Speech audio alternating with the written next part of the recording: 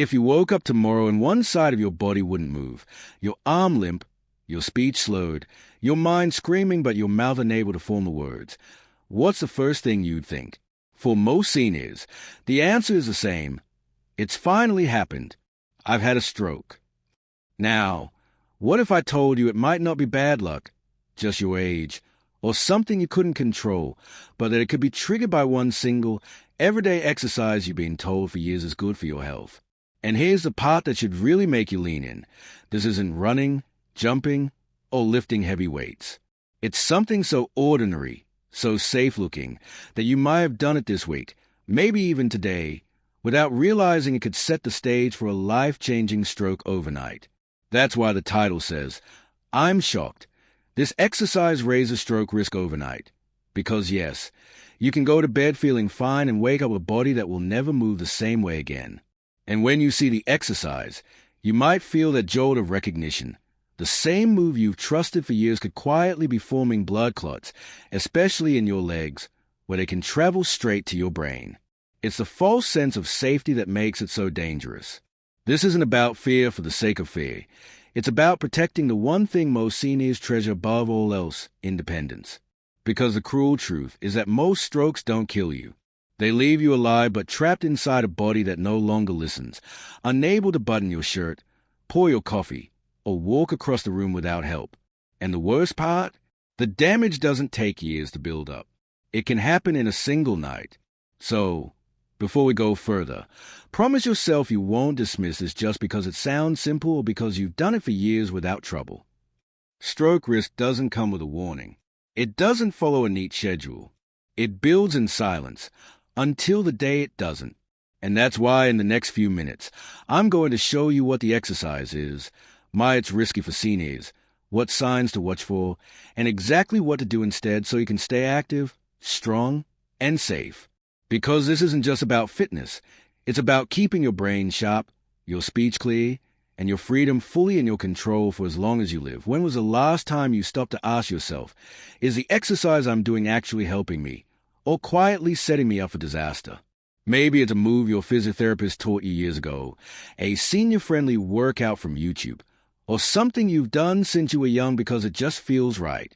You think, it's low impact, I'm not breathless, so it must be good for me. But here's the truth no one tells you. Some of the gentlest exercises for your joints are the most dangerous for your blood vessels, especially after 65.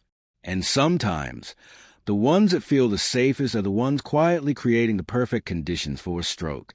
Picture this. You finish your safe daily exercise. You feel good, maybe a little tired, proud that you kept moving. You sit down to watch TV, read the paper, or scroll your phone. Hours pass. You don't feel it happening, but your circulation slows, and a tiny clot begins forming in a vein deep in your leg. It's so small you wouldn't notice, maybe just a bit of heaviness. You shrug it off. Later, you sleep. In the quiet of the night, that clot begins to move. By sunrise, it's lodged in your brain. Your body doesn't work the same. Scary? It should be, because in seniors, this isn't rare. And the most dangerous part? The exercise responsible never feels dangerous at all.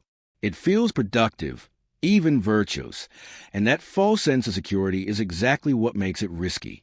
Why don't you hear about this? Because most fitness advice for seniors is just watered-down advice for younger people. Lighter weights, slower pace, without considering how aging changes your blood flow. After 65, blood thickens, circulation slows, and your veins lose some elasticity. In certain positions or with repetitive movements, blood can pool in your legs, making clot formation more likely. And yes, the so-called hamless exercise puts you in exactly that position over and over again. Add in common senior realities, longer sitting periods afterward, high blood pressure, cholesterol, maybe mild dehydration, and you've stacked dry wood for a fire. The exercise is a match. So, let me ask you, are you sure the exercise you've been told is safe is actually safe for you? Because what works for one person at 65 could be risky for another. Unless someone tailors advice to your body, your circulation, and your history, you could be doing something your body quietly resents. In the next part, I'll break down exactly how this movement sparks a blood clot inside your body, in plain, simple terms. Once you see it, you'll never look at this safe exercise the same way again, and you'll know how to protect yourself starting today. Let's pull back the curtain on what's actually happening inside your body when you do this safe exercise. Picture your blood vessels like flexible garden hoses carrying life to every corner of you. In your 20s, they are springy and smooth. Blood flows through like water in a fresh hose. But after 65, those hoses stiffen. The inside isn't glassy smooth anymore. It's just a little rough, like a road that's seen better days. And your blood itself? It's a touch thicker, moving slower, especially when you're not fully hydrated. Now here's where the trouble starts. This one movement, the one you've been told is gentle and senior safe, locks your legs in a position that slows blood flow to a crawl.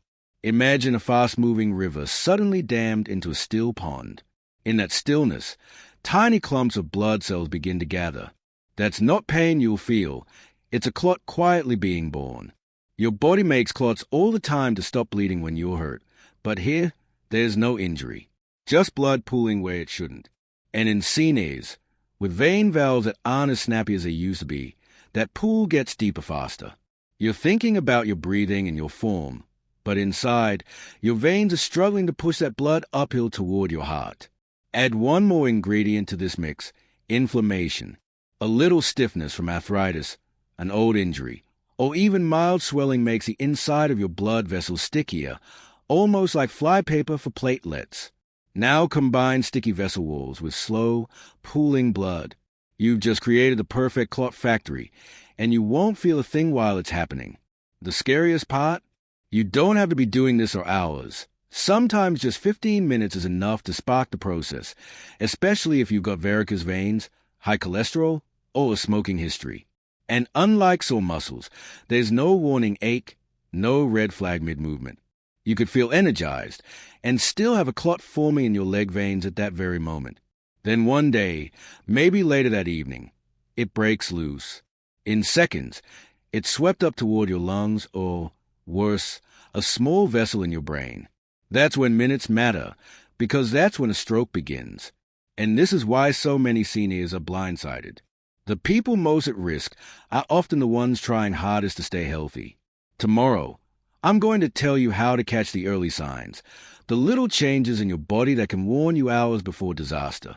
And I'll also reveal a second movement, one you might be doing even more often than the first, that's every bit as dangerous.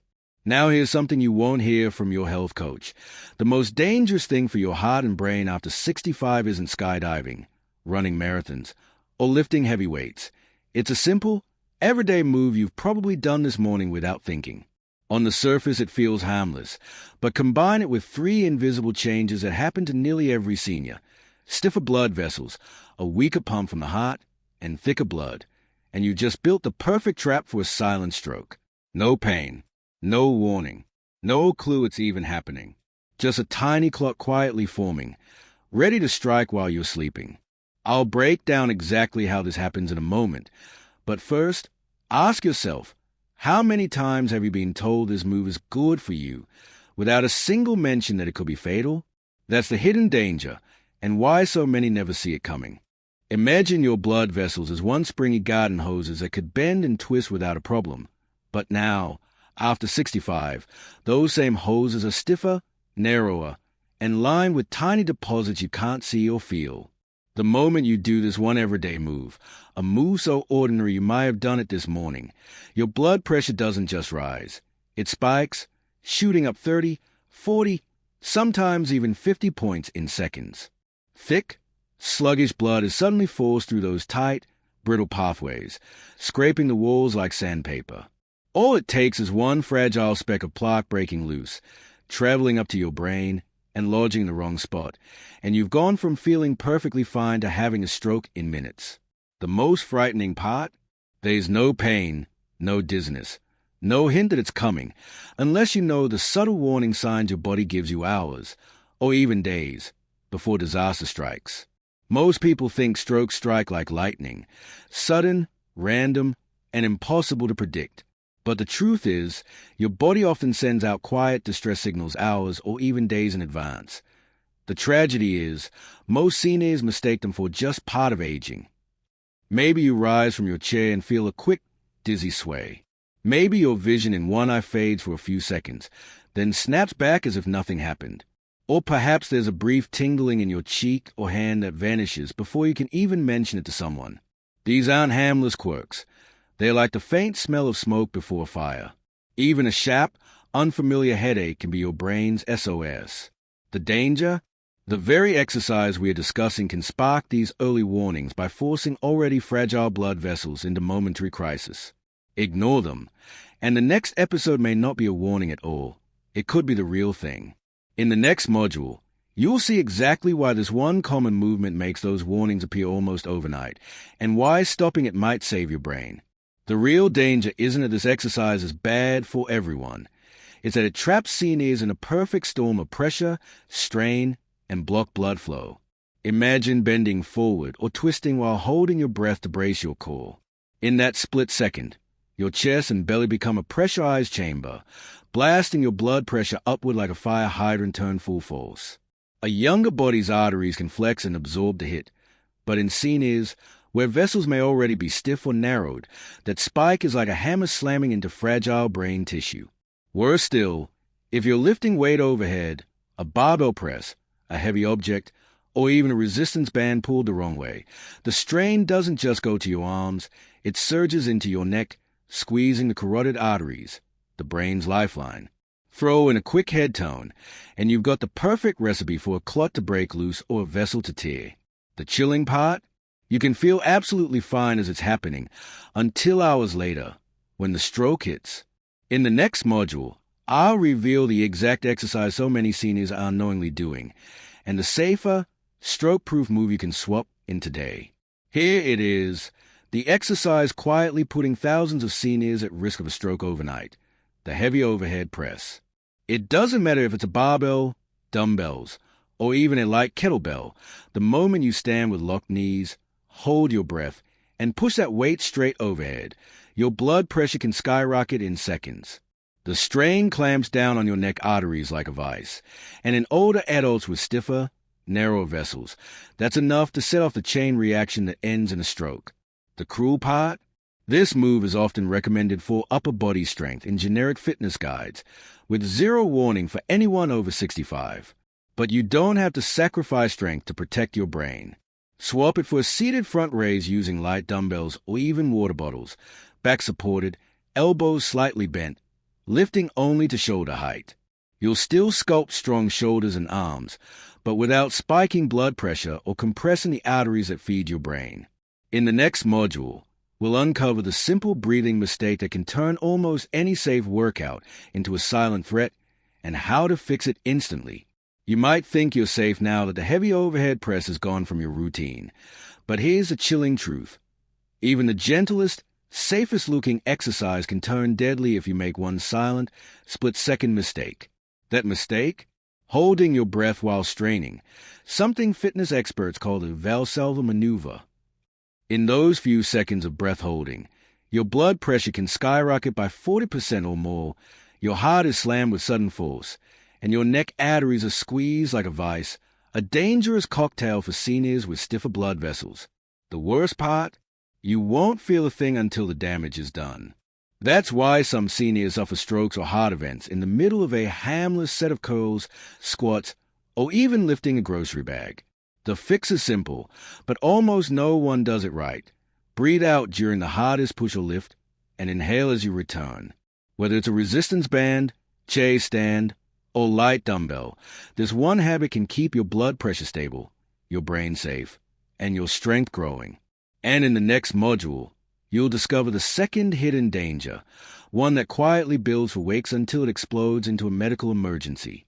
Some risk strike in seconds, but others stalk you silently, day after day, until the damage is done. And one of the most underestimated culprits for seniors is chronic overtraining without enough recovery. You might be thinking, overtraining? But I barely exercise compared to younger people. That's exactly why it's so dangerous. Because overtraining for a 65-year-old isn't about endless hours in the gym. It's about doing more than your body can fully repay. Here's the trap. Every time you exercise, your muscles and blood vessels develop tiny microtears. With proper rest, those tears heal stronger. But if you keep pushing before they've healed, those microtears turn into hidden inflammation hotspots.